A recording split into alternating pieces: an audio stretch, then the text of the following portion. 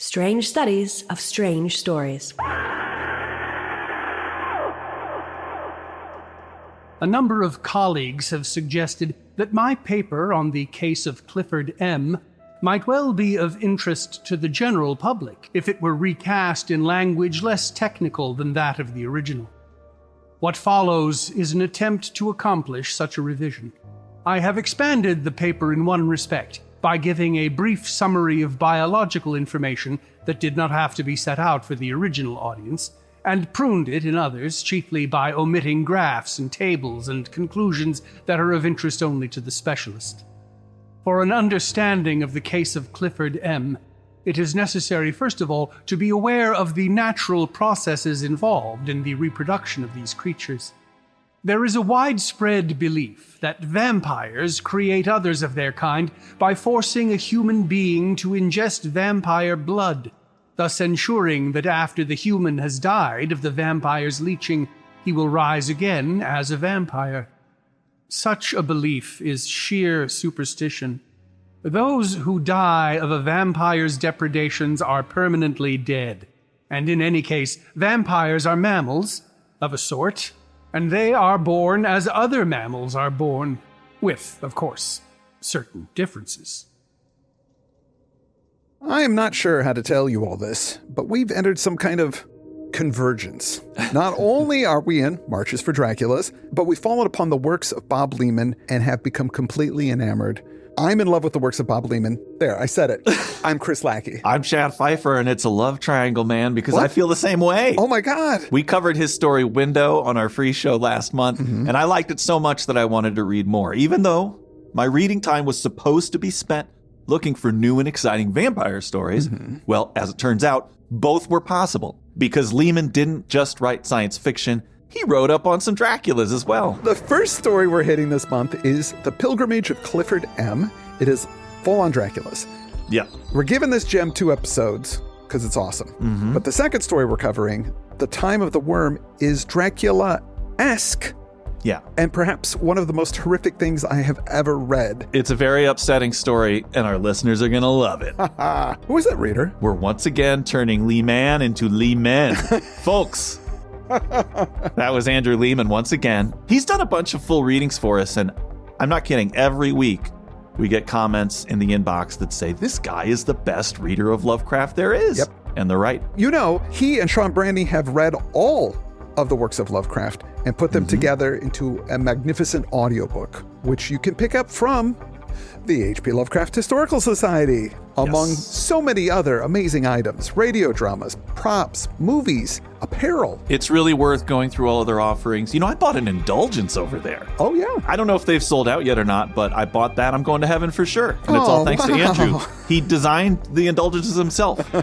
Go have a look. They may be out, but you can at least pick up a t-shirt while you're there. Speaking of buying things, I'd like to mention that I have a new soundtrack album out featuring music from the show. Yeah! Tomorrow on Bandcamp. It's called Strange One. That's Friday, March 7th, because you might be listening to this later, but Friday, March 7th, tomorrow, is Bandcamp Friday, which means they don't take a cut. So if you buy it tomorrow, all that sweet moolah goes to me. And I need it. To be honest, a lot of the extra sound and music work on the show, I kind of do that on my time. So this is how I try to make up for that a little bit. Yes. So if you've got a couple of bucks, throw them my way. The 3 soundtracks from the H.P. Lovecraft Literary Podcast are also there. The thing about those is they're a little schizophrenic. I was just trying to include everything that we use on the show, and so they hop around through all these little themes. Some are scary, some are goofy.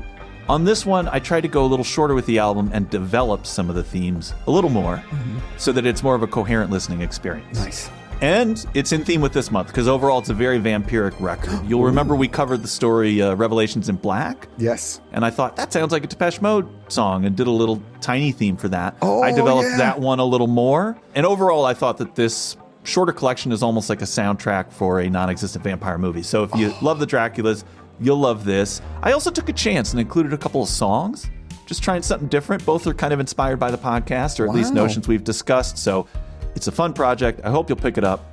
Enough promotion. Now, these particular stories, where did you find them? Well, when we did Window last month, we got the following comment from Brackus Rex. Glad you covered this story. Recommended it in the Discord a while ago.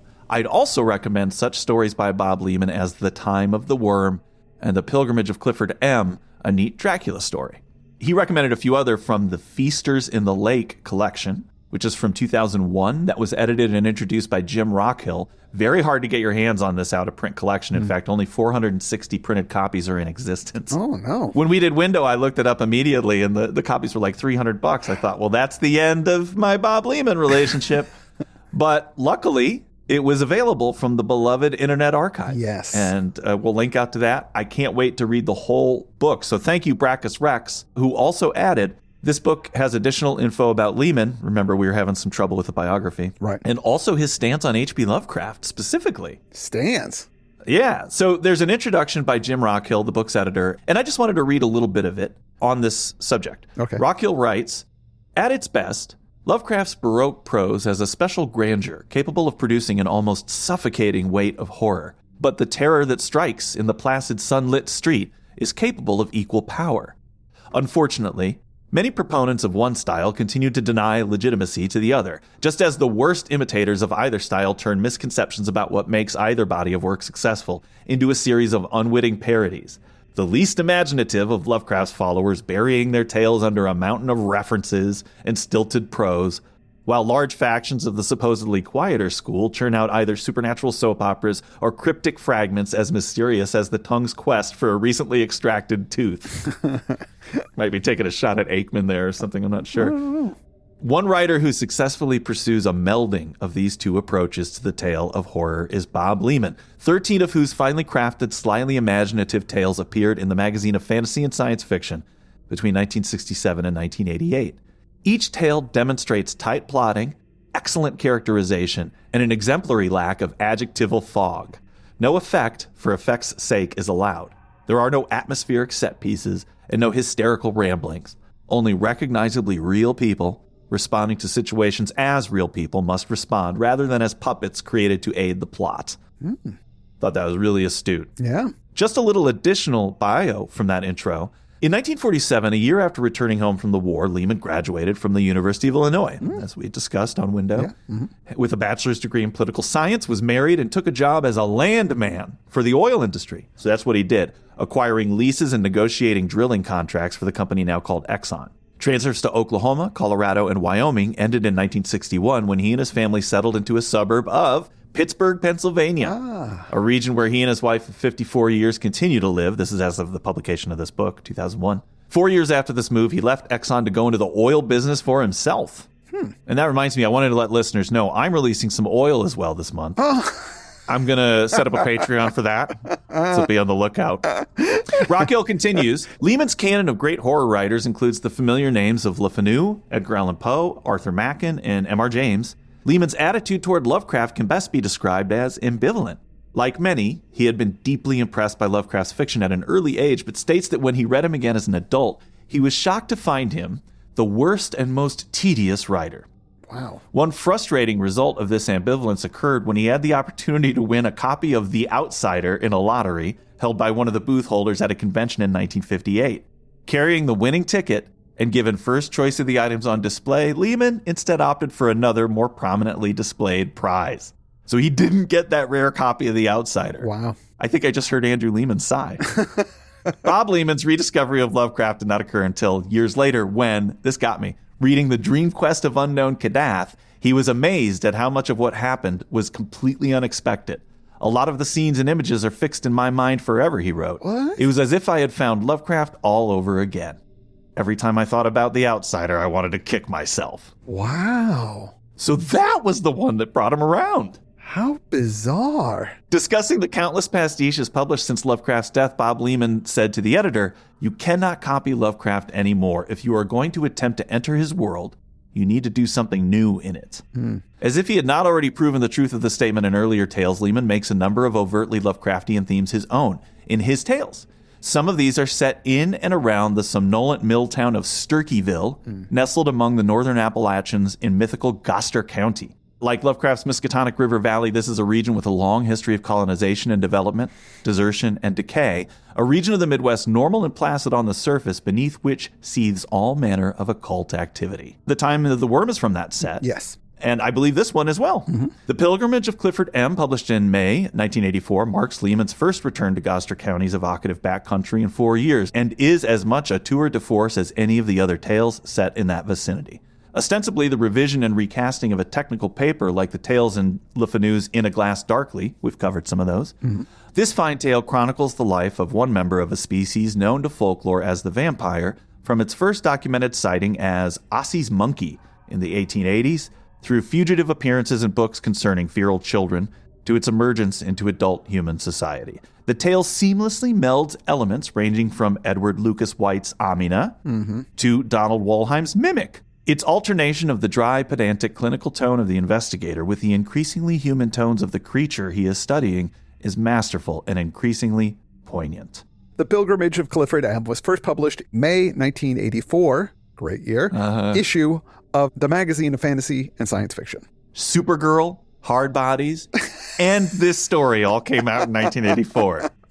Enough wind up. Let's get into the story. Our story begins with an unnamed narrator. I think what we're reading is some kind of academic paper that the narrator has written about a vampire. Or it's based on his academic work, but it says, quote, recast in language less technical than that of the original. So This is like an abstract for the general public. And I thought that was a pretty smart way to be able to leave out any troubling details. This is the dumbed down version, so I didn't get into how they transform into bats, but trust me, it's in the other version. Right.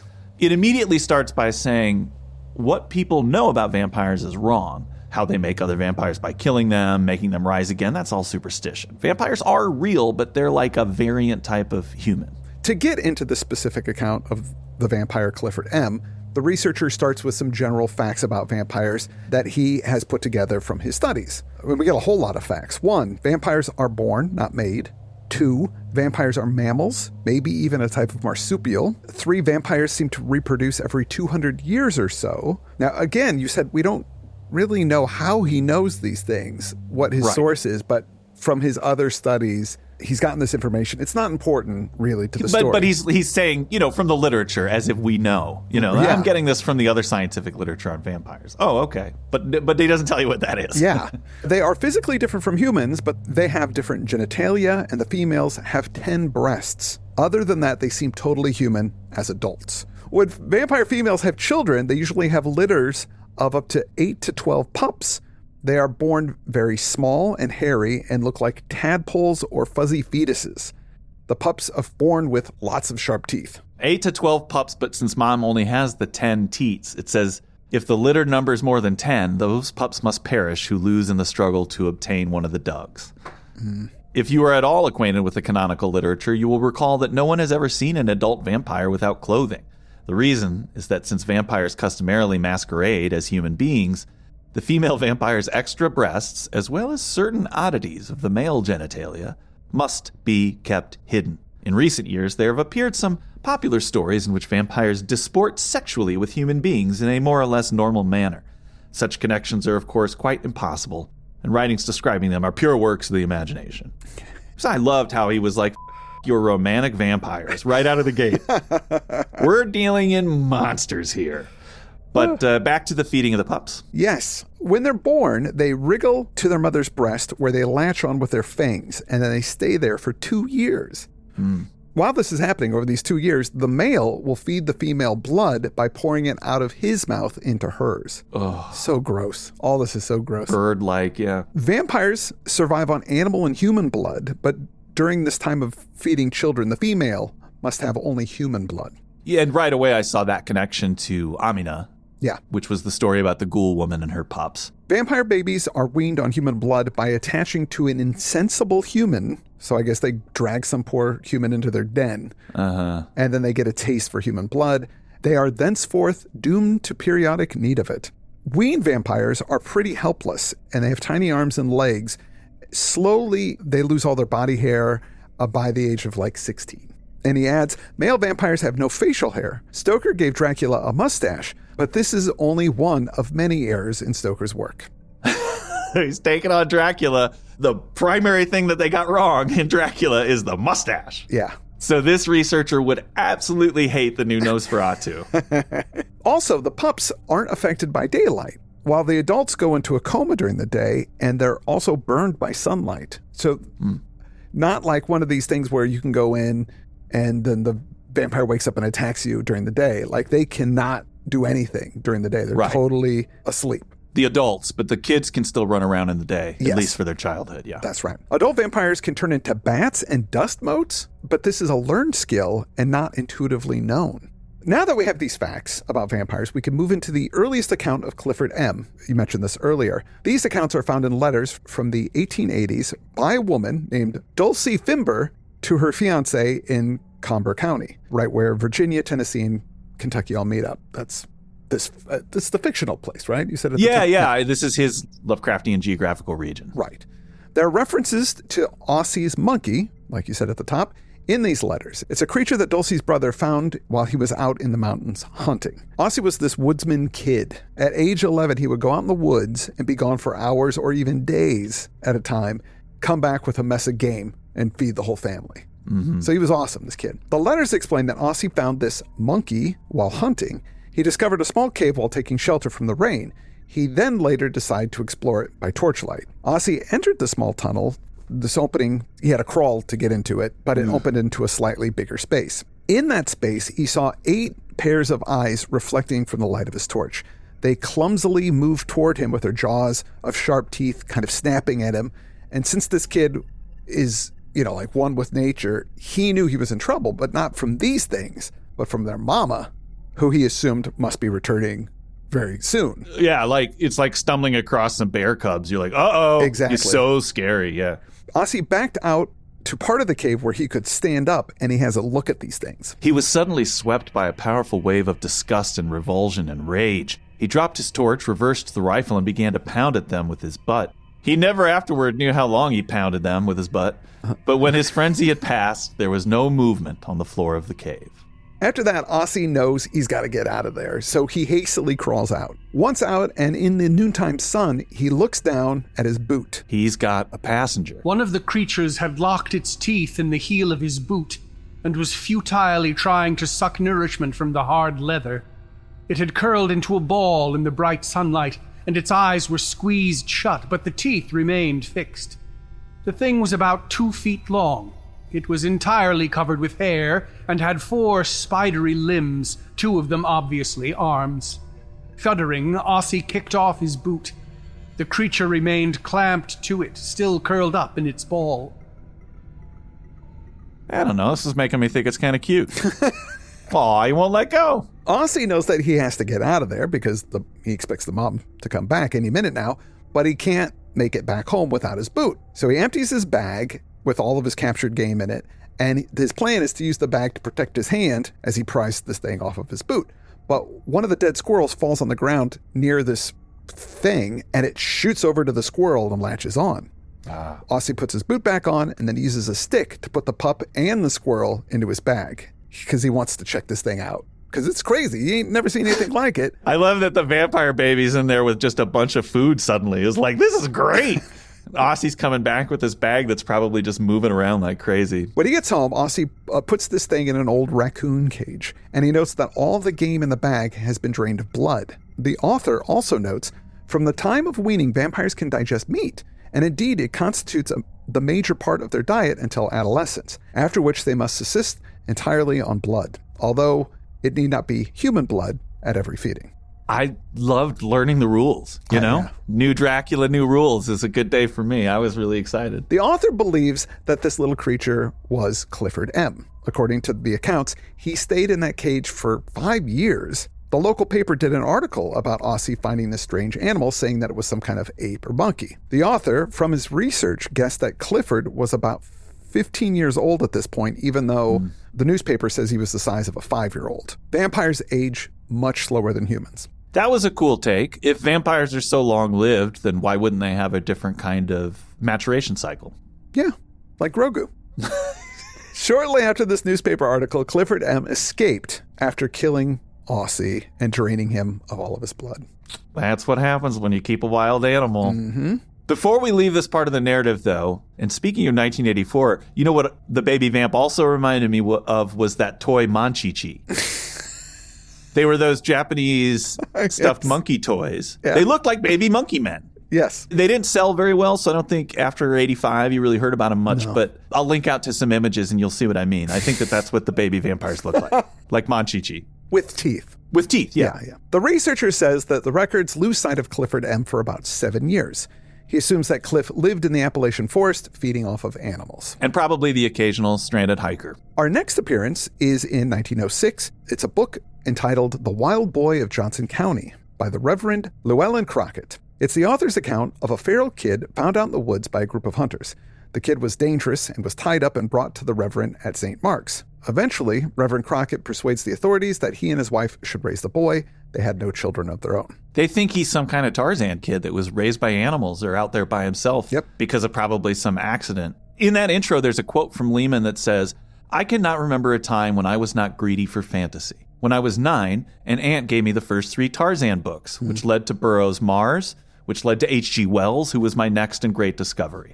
There was also Dorothy L. Sayers' marvelous anthology, Omnibus of Crime, which was half mystery short stories and half fantasy, and introduced me to most of the English ghost and horror writers pre-1930, whom we've covered on the show, and we've covered Dorothy Sayers on the show before as well. At 11 or 12, I discovered the pulps. I read constantly everything I could lay my hands on."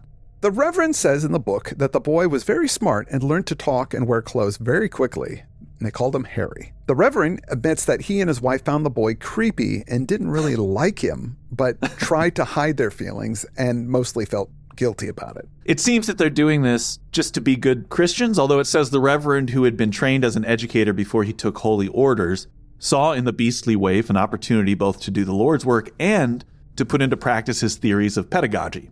So this was also sort of an educational experiment. Yeah. Maybe even more so than him being their adopted son. He's kind of more of a subject. They believe the boy to be about 10 or 11 years old, but the author thinks that his actual age was closer to 23 or 24. He was with the Crockett's for 7 years, and they did a good job of educating him. Harry/Clifford M. only went to grade school for a few months, and he left because they had nothing to teach him in grade school. So then he went to high school and was on track to graduate as valedictorian, but that didn't work out. He unquestionably would have been graduated as valedictorian if he had not killed Mrs. Crockett and disappeared a month before graduation day.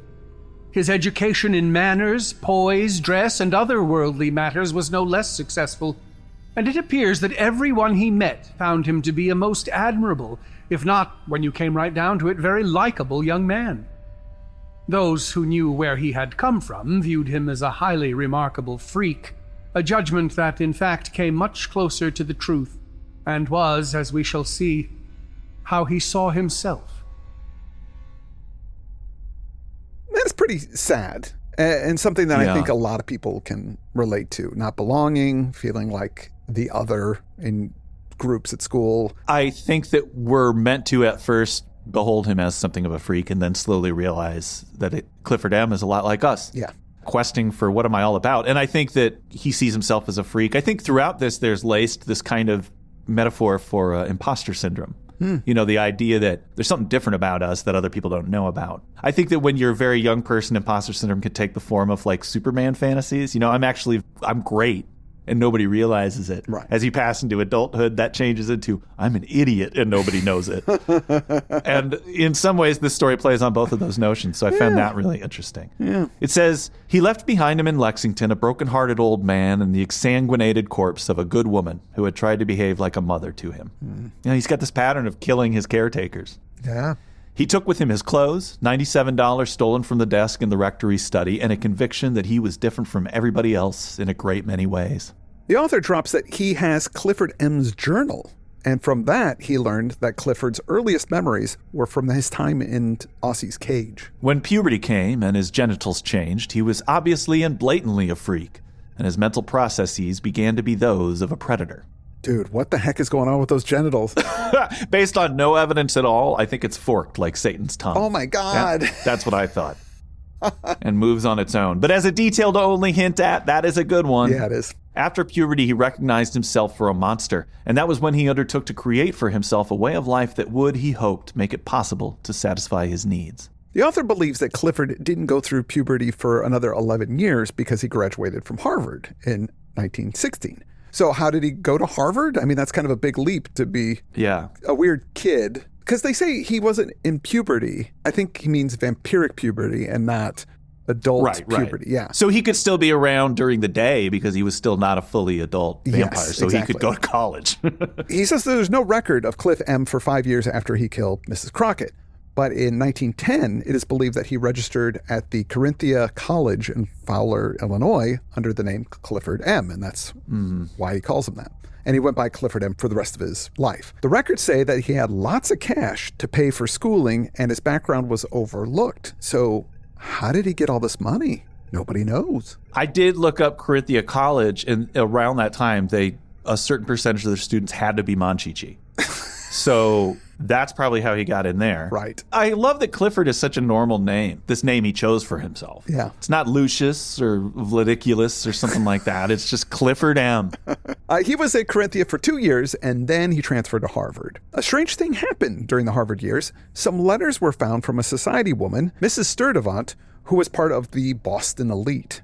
She vouches for Cliff and relates a fabricated past about him. We know that is not true. So why did she do this? It's a whole mystery, but it got him into the upper class, and it probably helped him in Harvard, and it also helps him out throughout his life. But was he charming? Did he have mind control powers? Yeah, all we know is somehow he got his teeth into this society woman, and then she did all the fabricating he needed to look like he was a real human being. Yeah. The author at this point says, well, why go to Harvard, let alone get involved in Boston high society? He believes that Clifford M was just trying to attain wealth. And I'm sure that Bob Leman knows, being an oil man, that all the bloodsuckers go to Harvard.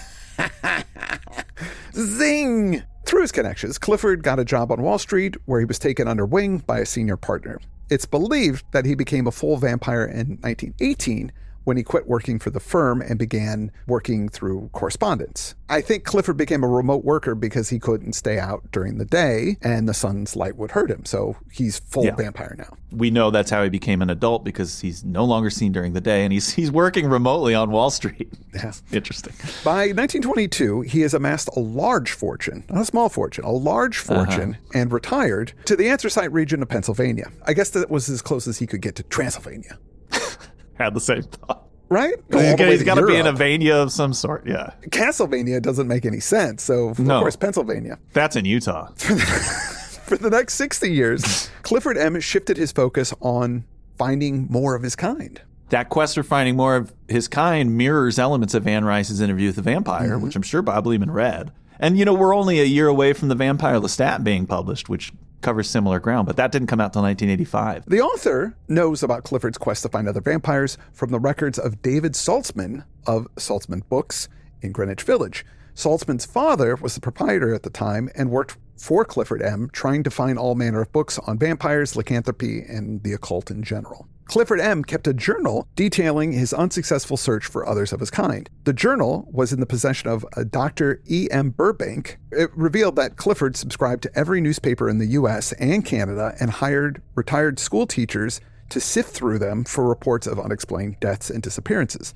He put this guy, Robertson, in charge of this operation, feeding him a cover story that he was investigating vampires, werewolves, astrology, theosophy, and vegetarianism to seem like he was just sort of an eccentric guy to throw Robertson off the scent of why he was actually looking into all these things. The vegetarian thing was a clear joke. It landed with me. Yeah, it was a funny last item to say he was looking. Clip any accounts of vegetarians in the paper, as well as werewolves. But I love the idea of him setting up this network of researchers. Yeah. That you could put a whole story just within that little throwaway paragraph. And also, I was thinking I could do that job. I could work for Clifford. Yeah. What a good job. Robertson found promising leads and sent private detectives to go check them out. He also stayed in contact with Saltzman and paid graduate students to research the subject in major libraries. So he had this whole information gathering workforce. But unfortunately, Cliff found nothing. This went on for decades and into the 1970s. Clifford M. was by this time frequently tempted to give up his search, almost persuaded that his conviction that he was a vampire was nothing more than the delusion of a lunatic. The loss of consciousness during the daylight hours might be only a symptom of an illness, he thought, and his strange organs of reproduction nothing more than a mistake of nature, and his terrible need of blood just criminal insanity. But these thoughts would not stand up under scrutiny. He recognized that the other imperative need that he felt, a need fully as powerful as his craving for blood, but quite impossible to satisfy, was simple lust. But lust for whom? For what? Not any woman that he had ever met. Not any man, or child, or beast. This most urgent drive was toward a female of his own kind, and he had to find her. Life would sooner or later become altogether unbearable otherwise. Do you think this is out of loneliness, or is there maybe perhaps some biological imperative for a vampire? I think both. Yeah. And it's a biological imperative for everybody, I think, to some extent. Everybody's curious about their origins, especially if you don't have information about that, if you're adopted. I thought it was cool that he thinks, well, maybe I'm just an insane serial killer. Only by finding others can he get his questions answered. It seems that Clifford expressed these thoughts and feelings in his journal on June 3rd, 1972, and soon after that, he gave up journaling. The author discusses Clifford and how he was very isolated from people. His castle-like estate was far off the road. He was totally unconscious during the day, so he could only interact with other people at nighttime. By the 1970s, Clifford M must have been about a century old, but he still looked like he was a man of his 30s, with jet black hair and a slim, athletic build. His clothes never fit him quite right because he couldn't go to the tailor at night, obviously, so he had his clothes mailed to him. He did, however, have two servants who worked for him, an elderly couple from the Balkans. The author believed that they had at least a suspicion of Cliff's nature, if not a pretty solid understanding, but he paid them really well and they kept their mouths shut. Cliff kept a car and would go off at night to get his blood. He would never kill or drink too much blood from one person as to hospitalize them. So that was interesting. He doesn't actually need to kill people. No. He just needs human blood. And he's doing what I always think vampires should do, is just sip a little from a bunch of people. Yeah. I mean, he's doing that. Then you're affecting a lot of people, and then there's a better chance of you getting caught, I think, in a way. But less so than killing a person. Yeah. Right? It's definitely, it's the different kind of attention. I mean, the most you're going to get in trouble for is biting a person as opposed to, murdering someone. Yeah, or sending them to the hospital and getting a whole group of their former suitors mad at you, like as in the case of Lucy and Dracula. Right, exactly. Because of the time the sun would be down, Clifford's hunting radius was only about 100 miles from his house. Well, so there's that too. He can't avoid people eventually tracking him down, so best not to kill folks. Yeah. But he did manage to get a little further out here and there. During those years, he also made 60 or 70 longer journeys to various parts of the country, and 4 times to Canada, and once to Mexico, to follow up investigations that had uncovered a possibility of the presence of vampires. These trips required a careful preparation to ensure that there was a secure place for him to sleep each day, both on the road and at his destination. Robertson acted as advance man for these expeditions, arranging for a day's use of a vacant house at each stage of the journey, and renting a house under a regular lease agreement at the destination. The Balkan couple would accompany Clifford M in the car, sleeping in the back seat as he drove through the night, and during the day standing guard as he slept. On none of these complicated safaris did he find what he was seeking. Until the last one, of course. And that one, as it happened, was only at a distance of a single night's driving, off in the western part of the state, in the pleasant small city of Sturkeyville. An examination of the files of the Herald newspaper of that city makes it possible to determine almost precisely the events that alerted first Robertson and then Clifford M. A rising incidence of an inexplicable malady among the inhabitants of the county, and then, after a time, deaths and disappearances. Robertson went ahead, as usual, and found a derelict house to rent. Clifford M. and the servants followed soon after.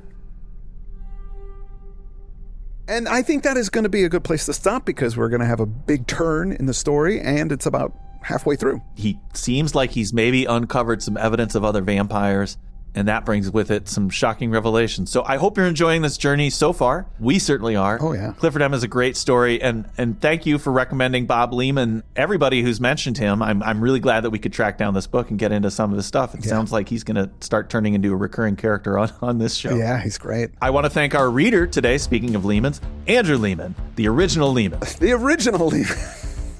The original Leman? Please go to the H.P. Lovecraft Historical Society. Check out all that they have to offer. There's so many wonderful things. It is the perfect shopping companion for the show because they understand you. They know you deeply and what you want.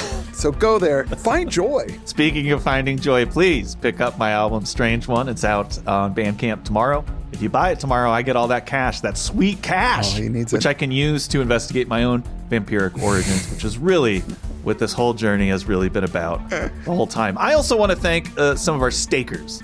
They are wonderful, and they make these free shows possible for all, and I'm going to start by thanking the king of all the snakes. I want to thank Jay Robinson. I'd like to thank Alistair Brooks. Shmail Khan, thank you. Christopher Rosser, thank you. I want to thank It's a Ghost. Thank you, John Morgan. Angelina Brown, thank you. Eric S. Vallone, MD, thank you for so much. Richard Wolf, thank you. And finally, Ben A., thank you. We're going to be back next week with the conclusion of this story. And a week after that, another Bob Leman story, which is, whoa. Oh, my God. Really something. So you're going to want to stick around for all that. And like I said, we're going to discuss some movies this month as well. We're going to catch up on all of our Draculas, including a Neil Jordan movie that I hadn't seen before called Byzantium. Yeah, me neither.